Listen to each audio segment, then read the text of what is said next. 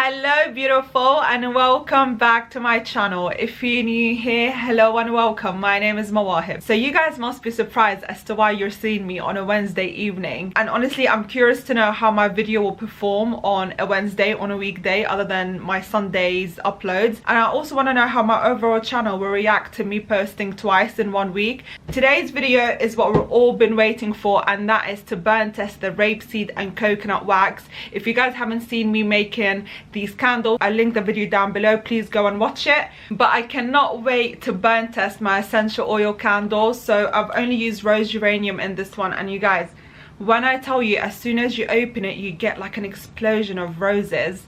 It's just stunning, it's just beautiful. Honestly, the cold throw of my essential oil with rapeseed and coconut is a lot stronger than kerosene, and I'm just so pleased with it. You can smell the cold throw so clearly, and I'm just so pleased with it. It smells stunning. This is the candle that I'm going to be burning in my bedroom. For the two other candles I used Baltic and Amber Clove. This is the CL14 wick, and you guys, it just smells beautiful, just right for my Sunday evening right now, which is when I'm filming this video for you guys. And again, beautiful cold throw. So happy with how the wax just really takes in and locks in that fragrance. I'm very happy with it. Let's just burn test it, you guys, shall we? I'm sorry, I'm rambling. I think I'm excited to post twice a week this week, but let me find my lighter, and I am going to first do the honors with you and burn test my essential oil, and that is the Stabilo 8, and I'm using the 180 milliliters amber jar, which I get from Scent Soaps and Candles, and they also have the black lids that go with it. I love using lids with my essential oil candles. I don't know, it just gives it a nice touch. Let's go ahead and burn it. Oh my god, I'm really excited. I really hope the hot throw comes through, you guys, as strong as the cold throw. It's just I just can't wait. Right, let me put that to the side. Oh my god, I'm about to break everything. Right, and then for my next candle, this is the CL14 candle, and I'm gonna put these in my parents' bedrooms, and I'm gonna burn them both together because I'm using the same scent. And this is the Stabilo this is the Stabilo 12, because I didn't have Stabilo 14. If you guys remember from my last video, I would ideally like to try it with a Stabilo 14. I am waiting for the end of the month for payday so I can buy Stabilo 14 wicks. It's currently 1:15, and I will see you guys in an hour. First hour burn, and you guys, I cannot explain to you or describe how beautiful, how strong the rose geranium is coming through in my bedroom right now. And this is considering the first hour burn. I am very impressed. And just to go through the wick a little bit, the flame height is quite good. There's still some wax to burn on the sides. I mean, honestly, you guys, I don't have any words. I just love how good it smells. Like, I'm sorry that this camera keeps going dark. Every time I do a burn test video and I come close to the candle, it goes dark. Anyway, considering this is a first hour burn, I don't expect a full melt pool. However, we are getting through to a full melt pool very soon. By the second hour burn, all of this wax will be melted. The flame has a little bit of a dance, but again, it's nothing that worries me, and I don't have a flicker where the flame is going really high, where it could be a dangerous flame. Really happy with that. I want to try wick down and see how that will work, but for now, so far so good. Let's move on to the other candles. As for the second candles, this is the CL14, and it's burning quite slow. I think I might need to wick up. Flame height is really good.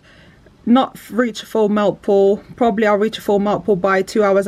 I'm hoping that the candle does not tunnel. I really don't want another tunneling candle. And the hot throw is coming through. It's a little bit weak at the moment, but it is coming through. I can definitely smell it.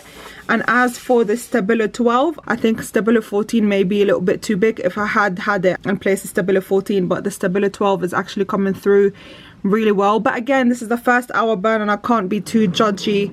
Second hour burn, let's go through the wick together. Oh my god, I completely forgot I have the lid. underneath it. Right, the candle has a melt pool right now, but I still have some wax residue around the corners of my jar. My wick is doing really well. I think the flame height is really good. I have very little flickering on my flame, but it does dance from side to side. But again, this is not something that I worry about unless if my flame is going really high at a dangerous height. But the hot throw is still going strong, and yeah, I'm pretty happy with it. As you guys can see, no mushrooming, full melt pool. The wax on the sides of the jar will eventually burn as the candle gets hotter, but other than that, I'm pretty happy with it. As soon as I walk into my parents' bedroom, the smell of Baltic amber and clove burning in the bedroom is just beyond beautiful. I'm enjoying Stabilo 12 burning with rapeseed and coconut wax. It just got a bit of a flicker, as you guys can see, but it's not consistent, and the flame height is actually pretty good, and it's not reaching a high flame where again it could be dangerous. I would want to try it with TB next time. I'm really enjoying burning rapeseed and coconut wax. I may actually buy another batch and test with it a little bit further, especially with essential oils.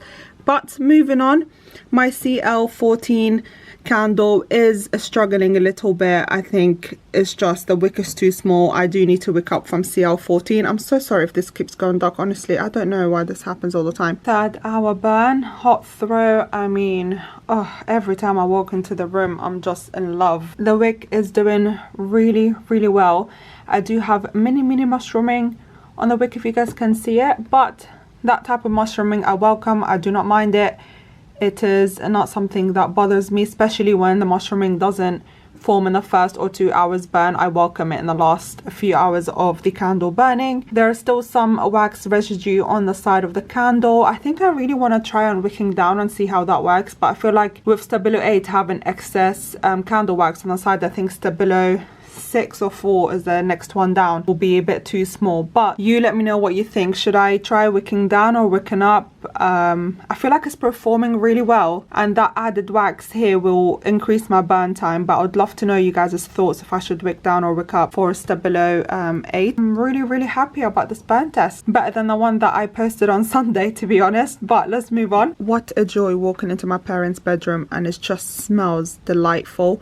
The flame height on this is a little bit too high for me. There's lots of wax residue on the side of the candle here. I think I might need to try the TB wicks, to be honest, with rapeseed and coconut wax and see how that works. But the Stabilo is not doing bad, but I feel like there's a lot of wax residue even on the essential oil candle. So maybe I'll try wicking up, but I feel like since the flame height is that high on Stabilo 12, I feel like Stabilo 14 may be too big as well. But again, I do have a melt pool, but it's just I've got some wax residue on the sides. Next up is CL14. The wick is just too small, as we established in the first 2 hours of it burning. Here's for the last hour burn. There are no changes apart from the flame height being a little bit higher than it was, I think, in the previous hour or two. A little bit more flickering on the wick, but other than that, I think I've really enjoyed testing this wax with you today. I'm just gonna give it a rest and let's go check on the other candles. As for the other candles, you guys, I think the flame height has gone a little bit too high for me, so I don't recommend the Stabilo 12 with my 30 centiliter. I don't have any mushrooming or anything like that on the wick. I do have a full melt pool, still some wax residue around